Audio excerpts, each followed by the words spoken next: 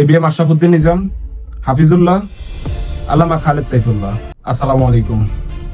লক্ষ্মীপুর 4 আসনে কে এমপি হিসেবে নির্বাচিত হলে আপনার মনে হচ্ছে সবচাইতে ভালো হবে? এলাকার জন্য, উপজেলার জন্য, রামগতি কমলনগরের অসহায় মানুষের জন্য? এবিএম আশরাফুদ্দিন নিজাম, হাফিজুল্লাহ, আল্লামা খালেদ সাইফুল্লাহ। আমাদের লক্ষ্মীপুর এবং কমলনগরের মধ্যে সবচাইতে ইম্পর্টেন্ট যে জিনিস সেটা হচ্ছে নদী ভাঙ্গন রোড। এবং লক্ষ্মীপুর 4-এর প্রত্যেকটা বাজারে চাঁদাবাজি, সন্ত্রাসী, শিক্ষা ব্যবস্থা ক্ষেত্রেও সেম অবস্থা।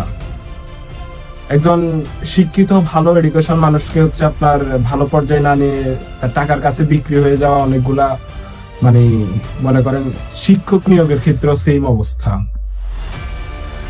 তার জন্য ইম্পর্টেন্ট হচ্ছে দুর্নীতি থেকে আমাদেরকে বের হয়ে আসতে হবে, চাঁদাবাজি থেকে বের হয়ে আসতে হবে, এবং কি ভালো একটা সুশাসন ব্যবস্থা তৈরি করতে হবে লক্ষ্মীপুর 4-এর মধ্যে।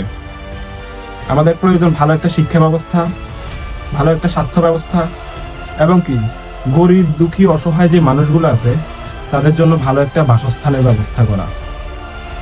আমি যেগুলো বললাম এগুলো অবশ্যই সরকার থেকে প্রাপ্য সাধারণ জনগণ, এবং কি এই প্রাপ্য জিনিসগুলা যে আমাদেরকে সুনিশ্চিতভাবে আমাদের হাতে তুলে দিতে পারবে। মনে হচ্ছে আপনার কাছে যে প্রার্থী সবচাইতে ভালো মনে হয়, যে যার মাধ্যমে কমলনগর এবং কি রামগতি সবচাইতে ভালো কিছু আশা করতে পারবে, অবশ্যই তাকে আপনি নির্বাচন করবেন। এখন আপনার কাছে কি মতামত? আপনার কি মনে হচ্ছে যে কে নির্বাচিত হলে রামগতি এবং কমলনগরের জন্য সবচাইতে ভালো হবে? অবশ্যই আপনি আপনার মন্তব্য কমেন্ট বক্সে জানাবেন। আসসালামু আলাইকুম।